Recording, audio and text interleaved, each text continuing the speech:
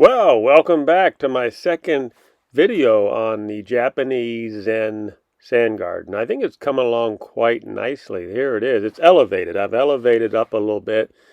Before I built this elevated sand garden, this was sort of a neglected, ugly patio area. So I had to do something to make it prettier. I chose this area because of the salt cedar trees. I thought it would be an added touch to the Japanese sand garden. Now today we're going to be adding these pieces here. There's four big heavy cement pieces. Together they make a over 200-pound Japanese pagoda. We're going to put it in that cubby hole right there, right in the corner for decoration.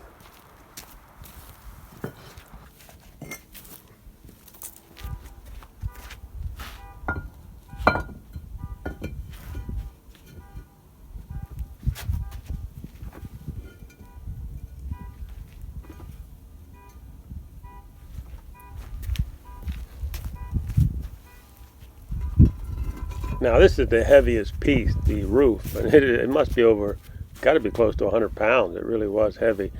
Try to find one of these at a garage sale or an estate sale for maybe 40, 50 bucks, because if you go get them brand new, they have to be expensive, probably over $200.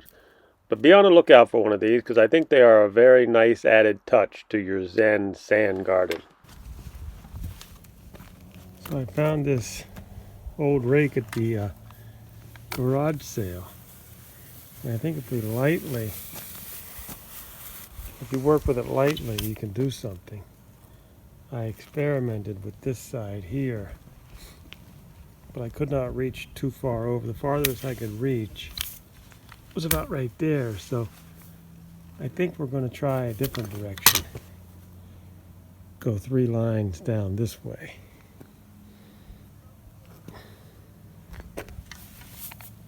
Let's give it a shot. I'm going to put a little bit more sand on in areas right there where it's a little darker. Put a little bit more sand. Put a little bit more sand right in there, and then we'll rake it again. And then I got the new area over there. I get that brand new area over here I just did, and it needs to be raked also. So we got our new pagoda in. It's a heavy one. That little cubby hole looks like a nice little home for it. A lot of people don't like the salt cedar trees, but I like them. You got a desert here, we don't have any trees.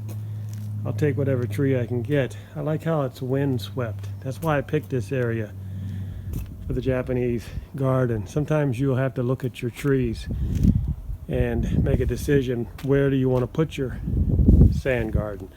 I chose this location just because of that wind swept salt cedar tree, for that exact reason. I put some new sand down. As you can see, the clumps of new sand. So we're going to use our new broom that we picked up at a garage sale. It's an old type of broom. We'll experiment with it. And we'll just start over here and lightly come this way with it. Remember, we're just learning together. We're learning together. Okay, sometimes you're going to have clumps, and we'll probably have to go over it twice with the clumps. Or better yet, when you have the clumps, maybe it's better to, smooth out the clumps first.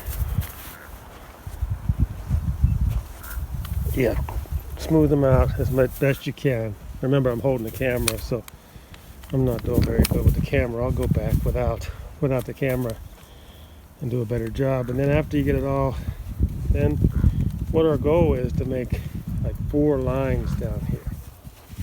4 straight lines. So that's the first run. Before we do that, this is the new area that I just did. With the shadows, you might not be able to see what I did over here with the raking.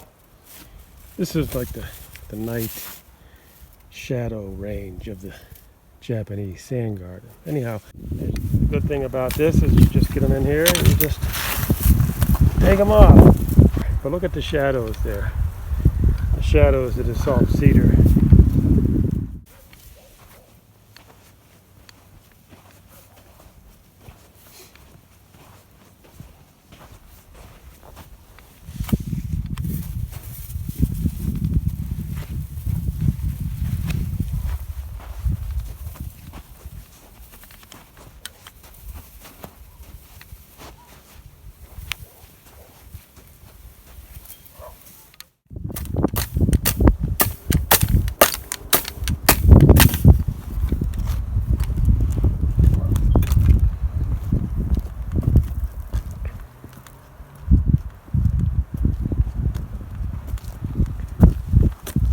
One more path along the edge here.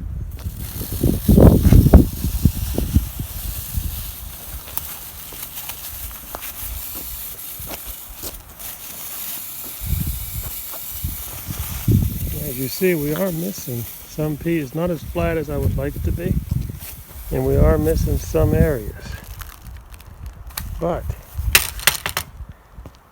it's getting better. The idea here in this lesson, this experiment, is that every time you add a little sand, every time you rake, it's going to get better and better and better. So you do have to work it. That is the moral of the story today. You have to work these sand gardens. And by working them, it brings you calmness in your sand garden, tranquility. Adding little pieces like the pagoda is going to really, really help in the beauty and the tranquility. So good luck. Get out there in the garage sales and estate sales. Find you some vintage old pieces. We don't like to buy the new Chinese junk because it won't last 2 days. But there we are. We're working it. It's not as perfect as I'd like it to be. And later on we'll be adding more patterns.